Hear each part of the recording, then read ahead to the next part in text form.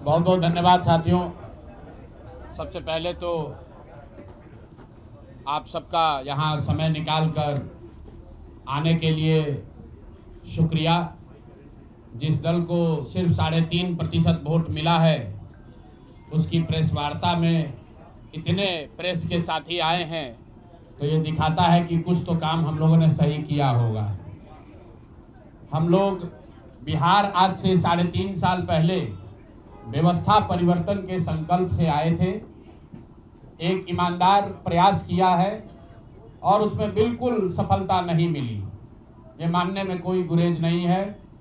व्यवस्था परिवर्तन के जिस अभियान को लेकर चले थे, व्यवस्था परिवर्तन की बात तो छोड़िए, सत्ता परिवर्तन भी हम लोग नहीं करा सके, लेकिन बिहार की राजनीति को बदलने में जरूर थोड़ी बहुत भूमिका हम लोगों की बनी है। तो हम लोगों से जरूर कुछ गलती हुई होगी, हम लोग के प्रयास में, हम लोग के सोच में, हम लोग के बताने के तरीके में जरूर कुछ गलती रही होगी कि जनता ने हम लोग को नहीं चुना है, जनता ने हम लोग पर वो विश्वास नहीं दिखाया।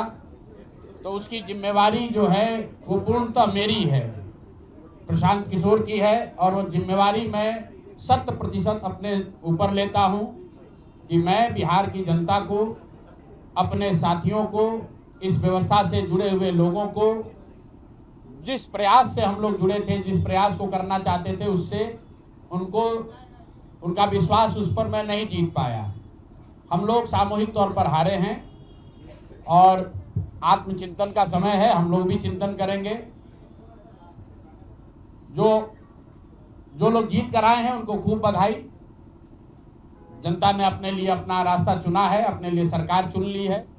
अब नीतीश जी और भाजपा के लोगों पर जिम्मेवारी है कि बिहार में जिन बातों को लेकर वो सत्ता में आए हैं, बिहार में तरक्की हो, बिहार में भ्रष्टाचार से जो जनता जूझ रही है, भ्रष्टाचार खत्म हो, यहाँ पर लोगों के लिए रोजी रोजगार हो, और सबसे बढ़ के जो मुद्दा है पलायन का, बिहार से पलायन बंद हो।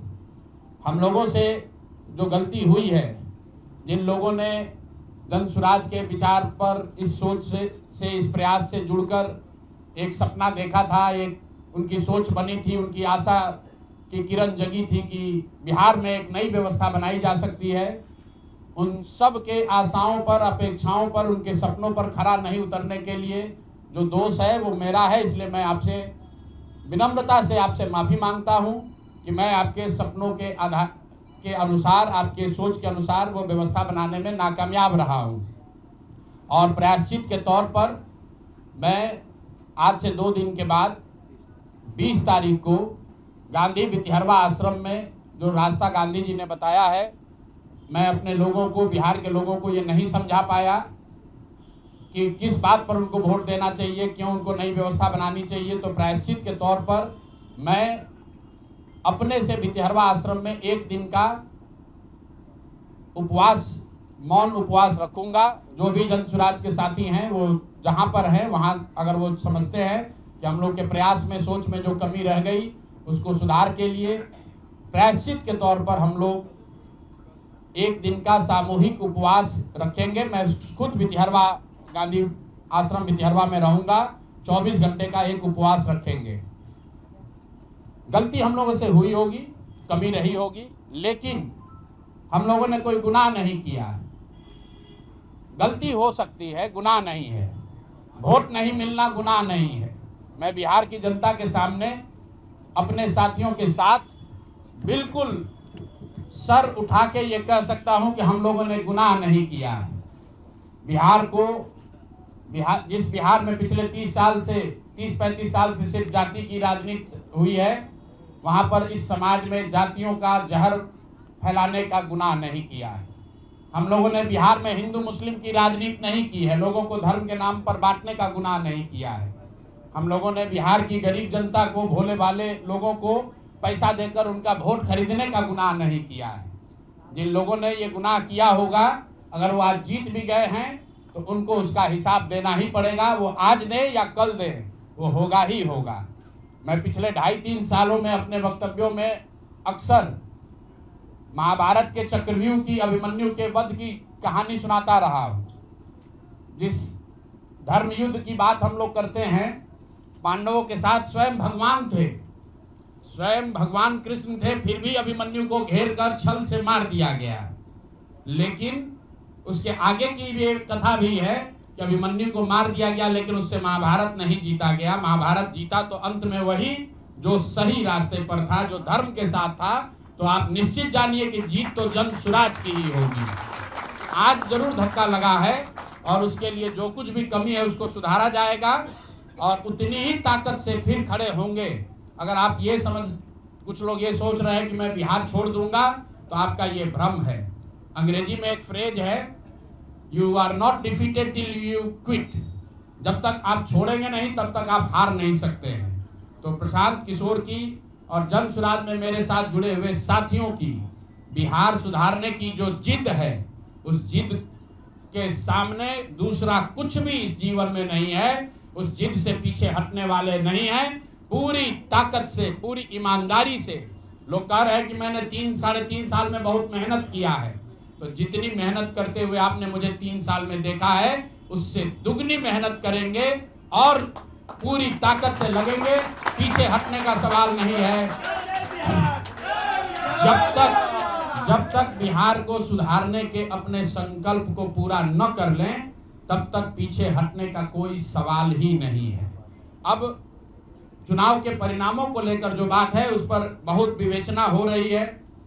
आपने भी कहा, बड़े बड़े विशेषज्ञ आकलन कर रहे हैं। कोई बता रहा है कि पैसे से जीत लिया गया, कोई बता रहा है कि लालू जी के डर से ध्रुवीकरण हुआ इसलिए जीता गया। कुछ लोग बता रहे हैं कि जातियों की बात अभी पूरी तरह खत्म नहीं हुई।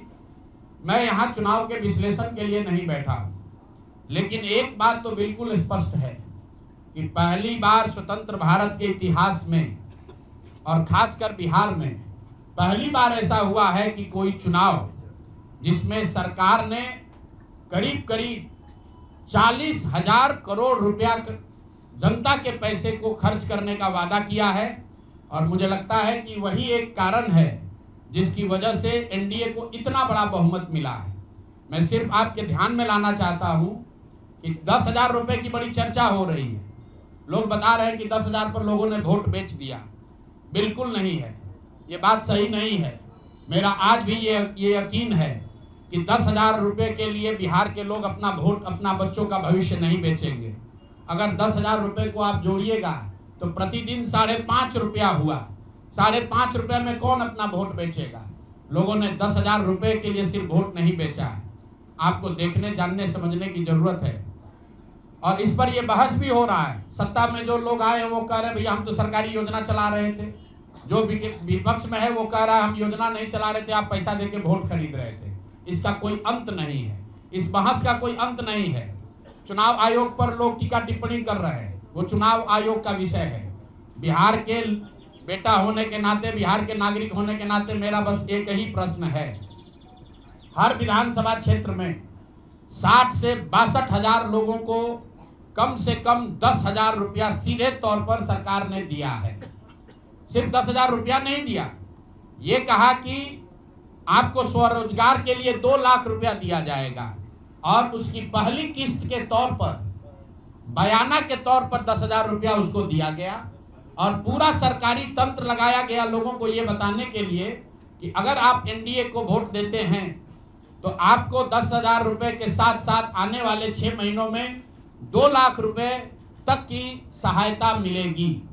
इसको करने के लिए पूरा सरकारी तंत्र लगा। जीविका की दीदियों को बैठाया गया। जितने यहाँ पर आशा आंगनवाड़ी सेविकाएं हैं उनकी सैलरी, उनका मानदेय बढ़ाकर उनको जोड़ा गया। लोग कह रहे हैं भैया काडर कहाँ है? मेरे भाई 2 लाख लोगों को, आप ध्यान रखिए, सिर्फ 10,000 रुपए लोगों को नहीं दिया गया है। हर विधानसभा में, मैं बहुत जिम्मेवारी से जो सरकारी आंकड़ा है वही बता रहा हूं, हर विधानसभा में 60 से 62,000 महिलाओं को 10-10,000 रुपया दिया गया है। करीब करीब 1 लाख आंगनवाड़ी सेविका, आशा वर्कर और ममता की से जुड़ी हुई महिलाओं को करीब करीब सरकार ने 10,000 करोड़ रुपया अलग से दिया है। इसके साथ ही विकास मित्र और टोला सेवकों को 25,000 रुपया एक बार में, और जो लोग प्रवासी मजदूर बाहर से आए उनको 5,000 रुपया दिया गया है कपड़ा के नाम पर। तो कुल मिलाकर 29,000 करोड़ रुपया, करीब करीब 29,000 करोड़ रुपया बांटा गया है। 40,000 करोड़ रुपए की योजनाओं की घोषणा की गई है। अब हम यहाँ इसलिए नहीं बैठे हैं ये कहने के लिए कि इसी वजह से हम लोग चुनाव हार गए। मेरा अब सीधा सरकार से एक आग्रह है कि आपने 2 लाख रुपए देने का वादा किया है, जनता ने आपको मत दे दिया, अब आप सत्ता में बैठे हैं, तो कृपा करके जो 1.5 लाख महिलाएं, 1.5 करोड़ महिलाएं हैं जिनको आपने 10,000 रुपया दिया है, उन सभी महिलाओं को अगले 6 महीने में 2 लाख रुपए तक देने की व्यवस्था कीजिए। क्योंकि अगर वो हो जाएगा तो बिहार से बेरोजगारी दूर हो जाएगी, बिहार से पलायन बंद हो जाएगा। और अगर आपने ये नहीं किया तो ये बिल्कुल स्पष्ट हो जाएगा कि आपने ये 10,000 रुपया किसी योजना के तहत नहीं दिया था, सिर्फ और सिर्फ वोट खरीदने के लिए दिया था। तो वोट खरीदने के लिए पैसा दिया गया है कि किसी योजना के तहत पैसा दिया गया है, सरकारी योजना के तहत, इसका प्रमाण इस बात पर है कि आने वाले 6 महीने में सरकार ने स्वरोजगार के नाम पर जो पैसा जारी किया है, उस क्षेत्र में और पैसा और मदद जारी की जाती है या नहीं की जाती है। हम लोग एक भी विधायक न जीते कोई बात नहीं, जन सुराज, और कई लोगों का सवाल है नीतीश कुमार को 25 सीट आने की बात है, तो मैं आपके सामने घोषणा कर रहा हूं कि जो 25 सीट हमने बात कही थी उस पर बिल्कुल कायम है। अगर नीतीश कुमार ने, उनकी सरकार ने ये वोट खरीदा नहीं है, इनको 2-2 लाख रुपए दे दे, मैं बिल्कुल राजनीति से संन्यास ले लूंगा, उसमें कहीं कोई दिक्कत नहीं है, कहीं कोई दिक्कत नहीं। बिहार के 1.5 करोड़ लोगों को 2-2 लाख रुपया नीतीश कुमार दिलवा दे, मैं मान लूंगा कि हमारे आकलन में गलती थी, हमारी गलती थी। और हमारे आकलन की बात छोड़िए, अगर बिहार से बेरोजगारी दूर हो जाए, पलायन बंद हो जाए, 1.5 करोड़ परिवार, टोटल 2.5 करोड़ परिवार में अगर 1.5 करोड़ परिवार की गरीबी दूर हो जाए, तो प्रशांत किशोर को विधायक बनने की, राजनीति करने की कोई जरूरत नहीं है, हम दूसरा काम कर सकते हैं। तो आपका अगर ये सवाल है कि 25 सीट की बात है, बिल्कुल 25 सीट से ज्यादा नीतीश कुमार को ना आना चाहिए था, ना आता। एक ही फैक्टर है, ये पैसा बांटकर जो वोट आपने खरीदा है, खरीदने का आप पर इल्जाम है। तो इसको आप इतने 20 साल से आप मुख्यमंत्री हैं, तो आप इस इल्जाम को धो दीजिए। अगले 6 महीने में 1.5 करोड़ लोगों को, 1.5 करोड़ परिवार को स्वरोजगार की व्यवस्था कर दीजिए। और अगर नहीं कीजिएगा तो हम लोग यहीं पर हैं। मैं आपके सामने एक नंबर जारी कर रहा हूं, मेरा अपना व्यक्तिगत ऑफिस का 91-216, 91-216। जितने लोग हैं जिनको भी 10,000 रुपया का बयाना नीतीश कुमार सरकार ने, अधिकारियों ने, जीविका की दीदियों के माध्यम से दिया है, इस आश्वासन के साथ कि अगर आप नीतीश कुमार को, एनडीए को वोट देंगे तो आपको 2 लाख रुपया 6 महीना में मिलेगा। तो मेरे भाई, अब समय चालू हो गया, आप आ गए हैं सत्ता में और हम लोग आराम से बैठे हुए हैं बिहार में। हर वो महिला, हर वो परिवार जिसको 2 लाख रुपया नहीं मिलता है, आप प्रशांत किशोर से संपर्क कीजिए, आप जन सुराज से संपर्क कीजिए। अब सलाह का समय खत्म हुआ, अब संघर्ष का समय शुरू होगा। हमने 3.5 साल लोगों को सलाह दिया है, हमने 3.5 साल लोगों को जाकर घर घर हाथ जोड़ा है, कभी वोट नहीं मांगा, लोगों को यही कहा कि अपने बच्चों के लिए वोट दो, अच्छे लोगों को जिताओ। लोगों ने अपने हिसाब से अच्छे लोगों को जिताया है। जिन मुद्दों पर जिताया है उसका मैं स्वागत करता हूं कि स्वरोजगार ही सबसे ज्यादा जरूरी है। उसका वादा एनडीए की सरकार ने किया है, नीतीश कुमार ने किया है, और 10-10 हजार रुपया बानगी के तौर पर, एडवांस के तौर पर उन महिलाओं को दिया है। तो अब अगले 6 महीना में उन सभी महिलाओं को, उन सभी परिवारों को नीतीश कुमार की सरकार स्वरोजगार का अवसर दे, उनको 2 लाख रुपए की मदद दे, ताकि वो 1.5 करोड़ परिवार के लोग बेरोजगारी से बाहर निकल सके, गरीबी खत्म कर सके और उनके बच्चे गुजरात में, तमिलनाडु में जाकर मजदूरी न करें। और अगर ये नहीं होगा तो हम लोग तो विधानसभा में हैं नहीं, जनता ने जो आदेश दिया है कि गांव-गांव घूमिए और लोगों की मदद कीजिए। तो जिनको भैया ये 2 लाख न मिले वो प्रशांत किशोर के पास चले आइए, जन सुराज के साथियों के पास आइए, आपकी आवाज बनकर, आपके साथ खड़े होकर ब्लॉक, पंचायत, डिस्ट्रिक्ट के ऑफिसेज में, सरकारी दफ्तरों में हम लोग चलेंगे। जरूरत पड़ेगा नीतीश कुमार के पास चलेंगे, क्योंकि उन्होंने कहा है कि 10,000 रुपया बयाना ले लीजिए, जब मैं जीत कर आऊंगा आपको 2-2 लाख रुपए दूंगा, ताकि सब लोग अपने पैर पर खड़े हो जाएंगे।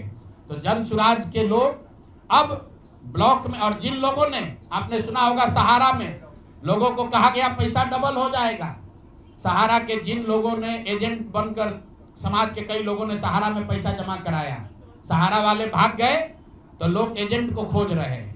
तो जो सरकारी अफसर नेतागिरी कर जिन लोगों ने किया है, सरकार की ओर से आश्वासन दिया है कि हम लोग आपको रोजगार देंगे, 2 लाख रुपया देंगे, जो जिन जीविका की दीदियों ने एक एक महिला को जाकर समझाया है, बूथ पर बैठकर वोट दिलवाया है, सिंबल सिखाया है, क्रमांक संख्या बताया है, वो जीविका की दीदियों की जिम्मेवारी है कि जिनको आपने ये काम कराया है, जिनके बच्चों का भविष्य आपने 10,000 रुपया में आपने सौदा कराया है, उनको पैसा मिले।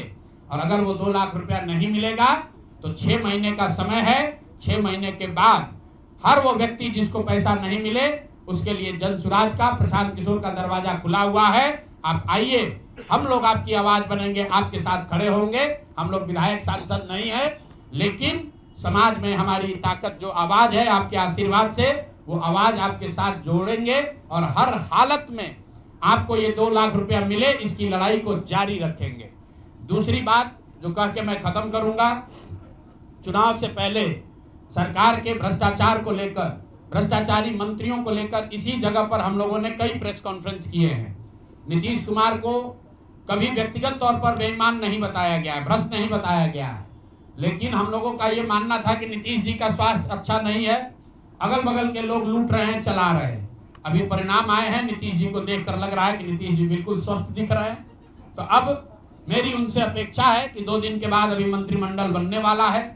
कल प्रधानमंत्री जी ने भी कहा है कि बहुत बड़ी जिम्मेवारी है, हम लोग इलेक्शन मोड में नहीं, इमोशनल मोड में हैं। तो उसी इमोशनल मोड में मेरी आपसे अपेक्षा है कि भारतीय जनता पार्टी की लीडरशिप और नीतीश कुमार एक ऐसा स्वच्छ मंत्रिमंडल बनाएं जिसमें कोई दागी मंत्री न हो, कोई भ्रष्टाचारी न हो। जनता ने आपको सरकार बनाने का मैंडेट दिया है, भ्रष्टाचार करने का, भ्रष्टाचारियों को सरकार में शामिल करने का मैंडेट नहीं दिया है, भ्रष्टाचार करने का मैंडेट नहीं दिया है, लूटने का मैंडेट नहीं दिया है। तो मैंडेट, बिल्कुल मैंडेट का सम्मान है। जनता लोकतंत्र है, जनता मालिक है, जनता ने जिनको सत्ता में बैठाया है वो सत्ता में बैठे, लेकिन सत्ता में बैठकर लूटने का मैंडेट जनता ने नहीं दिया है।